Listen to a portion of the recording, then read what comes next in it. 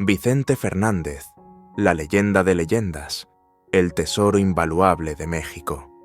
Un regalo irrepetible que el mundo difícilmente volverá a ver. No fue solo el charro de Huentitán, la voz inmortal que llenó estadios y cantinas, ni solamente el ídolo de la música ranchera que convirtió cada nota en un eco de la patria. Fue el latido viviente de la canción mexicana, la tormenta silenciosa, que entregó su cuerpo, su alma y su corazón a generaciones enteras de oyentes. En un mundo del espectáculo saturado de egos e ilusiones, Vicente brilló de manera distinta. El más auténtico de los cantantes, el más cercano a su pueblo, un hombre que nunca renegó de sus raíces. Un tesoro humano cuya generosidad alcanzó a miles y cuya dignidad desarmó a sus críticos. Un ángel vestido de charro imponente, carismático, pero a la vez sencillo, noble y profundamente humano. Fue la prueba viviente de que quizás sí existía un artista amado por todo un país, respetado incluso más allá de sus fronteras. Él fue la razón por la que muchos creyeron que la música podía ser consuelo, identidad y refugio. Y sin embargo, detrás de esa gloria inquebrantable, detrás de la sonrisa que calmó millones de almas, se escondían heridas que jamás lograron cerrar. Noches frías, hospitales interminables, sombras de secuestros y pérdidas familiares que desgarraron su espíritu pedazo a pedazo. En sus últimos meses, aquel hombre que parecía indestructible libraba la batalla más cruel: la fragilidad de la vejez, las complicaciones de la salud y la lenta agonía de un cuerpo que ya no podía sostener el mito. No apartes la mirada, porque lo que soportó antes de morir fue el capítulo más desgarrador de su historia. Las primeras heridas de Vicente Fernández no fueron escritas por la fama, sino por la infancia misma.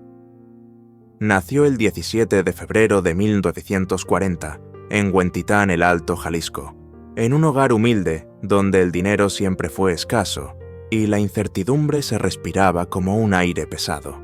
Su padre, Ramón Fernández, era un ranchero trabajador. Su madre, Paula Gómez, sostenía la casa con el temple de las mujeres mexicanas, que aprenden a resistir el hambre y el silencio. A los 23 años, Vicente conoció la primera pérdida irreversible, la muerte de su madre, a causa del cáncer, un vacío que lo marcaría para siempre, porque fue ella quien lo empujó a cantar desde niño, en las plazas. Ya desde pequeño supo que la estabilidad no estaba destinada a él. Mientras otros niños soñaban con juguetes, él imaginaba escenarios que le permitieran sacar a su familia de la pobreza. A los 8 años, con apenas una guitarra prestada, empezó a actuar en fiestas del pueblo, cobrando unas monedas que parecían tesoros. El hogar nunca fue un santuario, más bien un lugar donde los sueños eran demasiado frágiles y la supervivencia dictaba cada paso. La escuela no le ofreció refugio. La abandonó temprano para trabajar convencido de que los libros no lo alimentarían. En cambio, la música se convirtió en su salvación, en la única voz que podía darle un lugar en el mundo. Pero incluso en esa búsqueda, conoció la crueldad de la precariedad, recorrer cantinas y plazas, pidiendo una oportunidad, muchas veces recibiendo burlas o negativas. A mediados de los años 50 en Guadalajara, dormía en bancas de parque o en casas de conocidos, convencido de que un día su voz lo rescataría del anonimato. El cruel giro llegó cuando apenas comenzaba a levantar vuelo. En 1963, mientras esperaba su gran oportunidad, la muerte de su madre lo golpeó como un rayo en mitad de la noche. Aquella ausencia le enseñó lo frágil que era la seguridad y lo efímero que resultaba el cariño. En palabras suyas, ella fue la primera en creer que algún día sería grande, y sin embargo no pudo verlo triunfar. Al llegar a finales de su juventud, Vicente había soportado lo que quebraría a muchos adultos: la pobreza de la infancia, el dolor de perder a su madre, la humillación de buscar contratos que no llegaban, el miedo de no tener un techo seguro y el desgarro de sentir que la música podía ser también una promesa incumplida. Fue un cruel aprendizaje en el dolor, enseñándole que la alegría podía ser apenas un instante fugaz y que el sentido de pertenencia siempre estaría en riesgo. Y sin embargo, esas heridas no lo endurecieron en amargura, lo forjaron. La orfandad temprana le dio empatía hacia los que sufren la miseria, le dio disciplina, y los rechazos lo volvieron incansable. Ese niño que vendía su voz en plazas se transformaría en el hombre que llevaría el alma de México a escenarios del mundo entero. Décadas después, diría una frase que parecía resumir su destino: el dolor nunca se va, solo cambia de forma. Su niñez no fue un simple prólogo a la grandeza, fue el crisol donde el sufrimiento y la perseverancia se fundieron moldeando la fuerza silenciosa, la humildad y la resiliencia que convertirían a Vicente Fernández en un mito eterno de la música ranchera. Cuando el calor del hogar y la voz de su madre fueron arrebatados demasiado pronto, Vicente no se rindió al silencio. Fue entonces cuando el escenario comenzó a susurrarle, y aquel muchacho que había perdido tanto descubrió que las canciones podían ser su refugio. Lo que no sabía era que ese nuevo sueño exigiría no solo talento, sino la misma hambre y resistencia que ya habían definido sus primeros años. Para cuando abandonó la escuela señalado como un niño que no encajaba, ya había decidido que la música sería su salvación. Las plazas y las cantinas se convirtieron en sus primeras aulas. Con apenas 16 años, recorría Guadalajara, ofreciendo serenatas, cantando en programas de radio locales y participando en concursos. Cada interpretación era una batalla por sobrevivir. Con una guitarra prestada y trajes baratos, se abría paso en escenarios improvisados. Esos no eran comienzos glamorosos. Eran salarios de supervivencia para un joven que ya había hecho del aguante su segunda piel. En 1965 decidió probar suerte en la Ciudad de México. Llegó con poco más que una maleta y la fe inquebrantable en su voz. Cantó en el restaurante El Amanecer Tapatío, en la XX, y en la XEW, la famosa Catedral de la Radio. Ahí, entre el humo de los cigarros y las miradas incrédulas, muchos lo vieron como un soñador más que acabaría devorado por la capital. Se hospedaba en cuartos baratos, estiraba cada peso, hasta que la alacena quedaba vacía y golpeaba puertas que rara vez se abrían. Los empresarios lo estudiaban con cautela. ¿Era solo otro charro con sombrero grande y esperanzas vacías, o era una voz que podía trascender? En un mundo donde la industria trituraba ilusiones, por miles las puertas de la fama eran pesadas, y Vicente solo tenía sus manos desnudas. Hasta que una chispa de reconocimiento encendió el destino el contrato con CBS México en 1966. Ese año, grabó sus primeros sencillos y Con tu camino y el mío, y Perdóname, comenzó a dejar huella. No tardaron en llegar las primeras miradas críticas. No era demasiado parecido a Pedro Infante, no intentaba imitar a Jorge Negrete. Vicente supo que incluso el triunfo llegaba con sombras. El aplauso en un palenque podía convertirse en silbidos en otro, y cada oportunidad traía consigo la duda de si realmente estaba construyendo su propio nombre. Sin embargo, cada obstáculo se convirtió en una lección. Los años de hambre le habían enseñado a no quebrarse, y ahora esa resistencia lo mantenía firme frente al escepticismo. El joven que había cantado por unas monedas en las calles ya demostraba algo mayor: que la fama estaba construyendo una resistencia a prueba de balas. El niño que un día vendió boletos en su pueblo para cantar en improvisadas funciones, ahora llenaba estudios de grabación y soñaba con palenques abarrotados. El mundo aún no lo había coronado como leyenda, pero Vicente Fernández ya había revelado lo más importante no se rompería. Vicente Fernández entró en los años 70 no como el hijo predilecto de la industria, sino como su forastero silencioso. Bajo robusto con más cicatrices que conexiones, un hombre que cargaba en la voz todas las derrotas de su infancia. Y sin embargo el escenario pronto reveló lo que otros habían pasado por alto.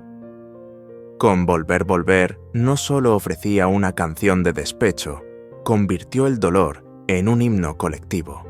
Era el primer destello de su paradoja grandeza y vulnerabilidad, enlazadas como si cada nota llevara músculo y melancolía a la vez. La marea cambió y el mundo comenzó a notarlo. En los palenques las multitudes rugían. Los discos vendían millones. La televisión lo convirtió en invitado constante. Y de la noche a la mañana, aquel muchacho que cantaba en plazas públicas fue lanzado al firmamento del estrellato. Sin embargo, cuando la industria intentó domesticarlo, imponiéndole un repertorio que él sentía ajeno, Vicente eligió el camino más duro. Rechazó las fórmulas fáciles, decidió cantar solo lo que respetaba sus raíces. Ese no solitario fue una línea escrita con sangre prueba de que su carrera no se construiría sobre atajos, sino sobre principios. La industria, en su modo implacable, lo hizo pagar. Hubo críticos que lo llamaron tercovoces, que aseguraban que nunca llegaría a la altura de Pedro Infante o Jorge Negrete. Las etiquetas se aferraron a él como vidrios cortantes, pero Vicente las soportó en silencio. Como si el destino quisiera probarlo más, los años siguientes se convirtieron en un crisol, giras agotadoras, deudas, rumores de infidelidades. Hubo tropiezos, discos que no alcanzaban las expectativas, películas que no lograban convencer a la crítica. Los buitres comenzaron a girar. ¿Sería acaso solo otro charro de sombrero grande vacío bajo la mirada? Pero entonces llegó, para siempre en 2007, y todo cambió. Al lado de Joan Sebastián Vicente, grabó un álbum que no solo vendió más de 2 millones de copias, redefinió la música ranchera para una nueva generación. Era la resurrección. La dedicación fue brutal. Días enteros en estudios de grabación, noches interminables, en escenarios que le exigían dejar la vida en cada canción. Su garganta se convirtió en un campo de batalla, nódulos, cirugías, terapias de voz. Su cuerpo lo pagaba con dolores en la espalda, cirugías de rodilla, fatiga acumulada. Y aún así se negaba a delegar. En el escenario, Chente era un hombre que sobrevivía al dolor con canciones. Fuera de él, era un hombre que sobrevivía al costo de entregarlo todo. Para el público era el charro invencible que llenaba estadios. Tras el telón, era un hombre cuyo cuerpo llevaba el precio de cada aplauso, cuyo corazón arrastraba pérdidas que ninguna ovación podía borrar. Y justo cuando parecía más alto, las sombras privadas lo esperaban: el secuestro de su hijo, la enfermedad que lo obligaría a retirarse, la certeza de que incluso la fama más brillante jamás podría eclipsar el peso de la tragedia. Vicente Fernández siempre fue descrito como un hombre de misterio, y en ningún lugar fue más cierto que en la historia de su corazón. Su vida romántica nunca fue el carrusel brillante de alfombras rojas que tanto presume el espectáculo, sino un camino marcado por comienzos tiernos, susurros de devoción y desgarraduras que acabarían por dejar cicatrices más profundas que cualquier aplauso. Su gran amor fue María del Refugio Abarca Doña Cuquita, con quien se casó en 1963. Juntos construyeron un hogar en medio de la incertidumbre, y aunque enfrentaron rumores de infidelidades y tensiones, su matrimonio resistió tormentas que habrían destruido a otros. Pero la verdadera herida no vino de la prensa ni de las dudas, sino de los golpes implacables de la vida. En 1998, su hijo mayor, Vicente Fernández Jr., fue secuestrado en Guadalajara. Durante más de 4 meses, La familia vivió un infierno esperando llamadas de rescate que helaban la sangre. A su hijo le amputaron 2 dedos como advertencia cruel y el rescate pagado ascendió a más de $3 millones. Para el público, aquel episodio fue un escándalo, pero para Vicente fue una herida abierta que nunca cicatrizó. Cada vez que recordaba esos días, su voz se quebraba. El hombre que podía cantar frente a miles quedó reducido a un padre arrodillado impotente ante la brutalidad del crimen. No fue la única pérdida que lo marcó. La muerte de su madre cuando él tenía solo 23 años lo dejó huérfano de la primera mujer que creyó en su talento. Años después, lloraría también la partida de amigos entrañables, figuras del mariachi y compañeros de giras que se fueron apagando uno a uno. Y en su círculo íntimo no faltaron las acusaciones, los rumores de traiciones familiares, las disputas por el legado que aún en vida lo desgarraban. El amor, sin embargo, también le dio refugio. Con doña Cuquita compartió más de medio siglo criando a 4 hijos y disfrutando la llegada de nietos. Ella fue su ancla en la tormenta, la voz que lo llamó mi viejo, en medio de los hospitales, y la mujer que permaneció cuando la salud lo traicionaba. Y sin embargo, incluso en ese amor sólido, la tragedia se infiltró cada cirugía, cada ingreso el hospitalario, cada pronóstico reservado era una tortura compartida, un recordatorio de que la eternidad no existe. Vicente solía decir en entrevistas: la vida de un cantante no es de uno, es del público, y a veces olvidas que la familia paga el precio. Esa confesión escondía la verdad más cruel. Detrás de cada concierto abarrotado había cumpleaños perdidos, noches de ausencia y lágrimas derramadas en silencio. La muerte se convirtió en un fantasma recurrente.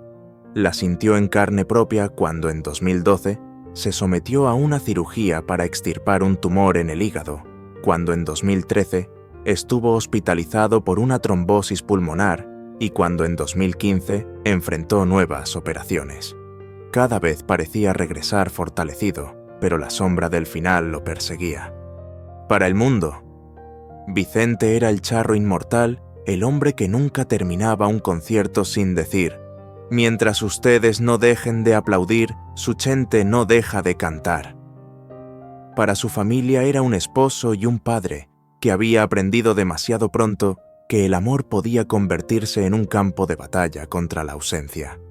La tragedia de su vida fue esa dualidad: ser el ídolo amado por millones y al mismo tiempo cargar un corazón lacerado por secuestros, muertes, rumores y enfermedades. Y sin embargo, de esas pérdidas nació también su humanidad más profunda. En el dolor encontró ternura, en la ausencia aprendió la fidelidad y en las lágrimas descubrió la fuerza de un legado que ya no le pertenecía solo a él, sino a un pueblo entero. La vida nunca fue suave con Vicente Fernández y tampoco se ablandó en sus últimos años. Esta vez, la crueldad del destino no llegó como un golpe repentino, sino como una lenta y despiadada erosión de su cuerpo. En 2012, los médicos le detectaron un tumor en el hígado y tuvieron que extirparle parte de este órgano. En 2013, enfrentó una trombosis pulmonar que lo obligó a cancelar conciertos. En 2015, las cirugías se repitieron y cada intervención parecía restarle no solo fuerzas, sino también la ilusión de invulnerabilidad que proyectaba en el escenario. En la pantalla de la vida pública, el mundo lo veía como el charro indestructible que nunca abandonaba un concierto sin decir su célebre frase: mientras ustedes no dejen de aplaudir, su gente no deja de cantar. Pero fuera de ella, era un hombre frágil, recostado en camillas, conectado a sondas, con la voz en riesgo de apagarse.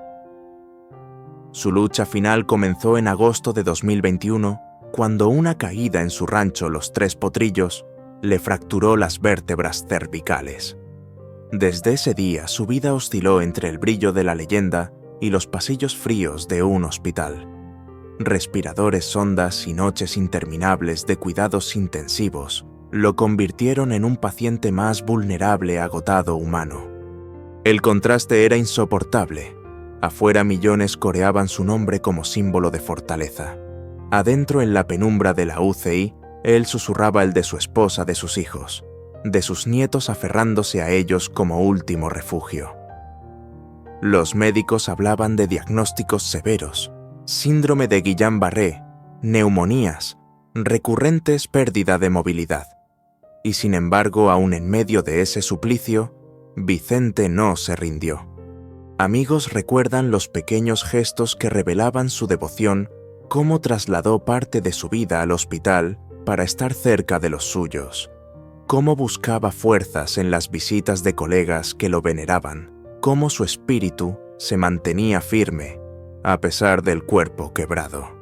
En esos cuartos bajo la luz antiséptica, Vicente no era una estrella. Era simplemente un padre, un esposo, un abuelo frágil y agotado, pero absolutamente dispuesto a resistir mientras quedara aliento. Y de ese crisol de sufrimiento nació también uno de sus legados más extraordinarios. A lo largo de los años, Vicente organizó conciertos benéficos, apoyó hospitales locales y contribuyó en silencio a obras caritativas en Guadalajara y Jalisco. Nunca buscó publicidad, lo hacía por gratitud, como un agradecimiento silencioso a los médicos que lo habían salvado una y otra vez. Su generosidad no estaba en los discursos, sino en los gestos: pagar tratamientos a niños con cáncer, sostener escuelas rurales, tender la mano a compañeros músicos olvidados. La enfermedad se convirtió en otra página del libro de dolor que había leído desde la juventud. La vida ya le había arrancado a su madre, lo había puesto de rodillas con el secuestro de su hijo y lo había obligado a cargar rumores y escándalos. Pero ahora, con la vejez y la fragilidad, demostró algo más perdurable: que el amor paciente y constante podía sobrevivir incluso bajo la sombra de la muerte. El mundo nunca verá las incontables noches que Vicente pasó entre pasillos hospitalarios, con lágrimas escondidas y oraciones murmuradas. Pero esas noches invisibles lo moldearon tanto como cualquier concierto. En cada gesto de ternura hacia un desconocido, en cada donación secreta, en cada sonrisa hacia los más humildes, resonaba el eco de esas batallas silenciosas. Su supervivencia tras cada cirugía no fue solo su triunfo, fue su redención. La prueba de que incluso en una vida acechada por la pérdida, hay batallas que vale la pena luchar y vínculos que ninguna oscuridad puede borrar. Y así, incluso, enfermo Vicente Fernández confirmó la grandeza que lo convirtió no solo en un cantante, sino en un símbolo humano que seguirá viviendo en la memoria de millones. El cuerpo, como el corazón, tiene límites. Y para Vicente Fernández, cada concierto, cada gira interminable, fue tallando esos límites hasta que el dolor mismo se convirtió en su compañero más implacable. El aplauso se desvanecía, las luces se apagaban, pero la factura quedaba grabada en sus huesos como cicatrices sobre piedra. El mundo adoraba el mito del charro indestructible. Lo que no veían era al hombre que, después de bajar del escenario, caminaba con paso lento hacia la sombra, cargando dolores cosidos en cada fibra. El silencio ocultaba la agonía de un cuerpo empujado más allá del perdón. Comenzó con las exigencias de los palenques en los años 70, cuando debía cantar hasta el amanecer, rodeado de humo, alcohol y multitudes que pedían una más y otra más. Su garganta se desgarraba, pero él jamás decía que no. Cada madrugada era un tributo pagado con su voz. Décadas después, su cuerpo pasó cuentas severas: cirugías en la rodilla, tratamientos para la espalda, operaciones en el hígado, embolias pulmonares. Cada cicatriz era prueba de devoción. Mientras ustedes no dejen de aplaudir, su gente no deja de cantar, decía, aun cuando sabía que la frase lo obligaba a entregar lo que ya no tenía. y en su séptima década llegó el recordatorio cruel de que ningún cuerpo desafía al tiempo. Ocurrió en agosto de 2021 en lo que parecía un accidente doméstico menor, una caída en su rancho Los Tres Potrillos. Pero esa caída le fracturó las vértebras cervicales y lo sumió en un suplicio del que ya no regresaría. Lo que sonó como un crujido en su cuello fue más que un hueso roto, fue el tiempo mismo quebrándose, recordándole que incluso las leyendas no pueden huir de la edad. Pasó más de 4 meses hospitalizado. Respiradores, traqueotomía, neumonías, diagnósticos de Guillain-Barré. El hombre que había llenado estadios ahora dependía de máquinas para sobrevivir. Afuera los fans coreaban, Chente vive adentro, susurros de médicos y rezos de familia lo mantenían a flote. Y aún así no se quejaba. No hubo lamentos públicos ni espectáculo del sufrimiento, solo disciplina, solo la silenciosa aceptación de que su cuerpo se quebraría antes de que su promesa al público lo hiciera. A sus 81 años, su salud llevaba las marcas innegables del tiempo y el sacrificio. Y sin embargo, esas marcas no eran el final de su leyenda, sino la prueba de ella. Para sus admiradores, esa verdad era devastadora y a la vez inspiradora. Verlo ahora era contemplar no solo a un cantante, sino a un guerrero de resistencia. Un hombre que transformó la fragilidad en fuerza, las cicatrices en símbolos y cada respiro fatigado en evidencia de lo que significa entregarlo todo por el arte. Cada operación, cada noche de hospital, cada lágrima contenida, no eran signos de debilidad, eran monumentos, monumentos de devoción y de resiliencia. Su santuario no estaba en mansiones de Hollywood, sino en Los Tres Potrillos, el rancho que construyó en Jalisco, como un templo para su familia y su música. Más de 500 hectáreas de tierra caballerizas, arena de espectáculos y una casa donde el amanecer se reflejaba en las ventanas como si quisiera devolverle la paz. Allí encontró su refugio, allí descansaba entre caballos y jardines, allí recibía a sus nietos y allí también preparó su despedida. Ese lugar, más que una propiedad, era su alma hecha paisaje, un recordatorio de que después de la tempestad siempre regresa la calma. En la intimidad de su hogar, Doña Cuquita fue su ancla. Compartieron más de medio siglo desde la pobreza inicial hasta las noches de hospitales. Sus días se desplegaban en la compañía de hijos y nietos, en comidas familiares, en paseos por el rancho. No había ya red carpets ni estridencia mediática, solo una cadencia de ternura y complicidad. A veces recibía amigos músicos de toda la vida que se acercaban a rendirle homenaje. Entre risas, canciones y recuerdos, Vicente encontraba consuelo en lo cotidiano. Pero la fama nunca dejó de cobrar su precio. Rumores de infidelidades, controversias por declaraciones polémicas, acusaciones injustas. Cada sombra intentó manchar la figura del charro. Y aún así, Vicente eligió el silencio. Nunca convirtió su dolor en espectáculo. Cada ofensa la transformaba en canto, cada crítica en una oportunidad para reafirmar su identidad. Su legado más luminoso no está solo en los más de 50 millones de discos vendidos, en los 4 premios Grammy o en los 9 Latin Grammy que recibió. Está en los gestos invisibles, en pagar tratamientos médicos de niños pobres, en donar a hospitales de Guadalajara, en ayudar a colegas caídos en desgracia. Jamás buscó titulares. Sus actos fueron un eco silencioso de gratitud hacia un pueblo que lo convirtió en su voz. El final llegó el 12 de diciembre de 2021. México entero amaneció con la noticia de que su ídolo había partido. No hubo redoble de mariachis, sino un silencio desgarrador. En la arena BFG, miles acudieron a despedirse. Su ataúd, cubierto con la bandera de México y rodeado de flores, reposó mientras sonaban las notas de Volver, volver. Era la última ovación, la más dolorosa, pero también la más eterna. En su historia se esconde la enseñanza más profunda que la grandeza no se mide por cuántas veces se sube al escenario, sino por cómo se enfrenta el dolor cuando las luces se apagan. Vicente Fernández nos mostró que la fama es un precio alto, que cada triunfo deja cicatrices, que cada aplauso esconde sacrificios. Y sobre todo nos enseñó que incluso después de las noches más oscuras, siempre amanece. Ahora la pregunta te pertenece a ti. ¿Crees que la voz de Vicente Fernández sigue viva en cada mariachi, en cada cantina, en cada recuerdo de quienes lo escucharon? ¿O piensas que su partida dejó un vacío imposible de llenar en la música mexicana?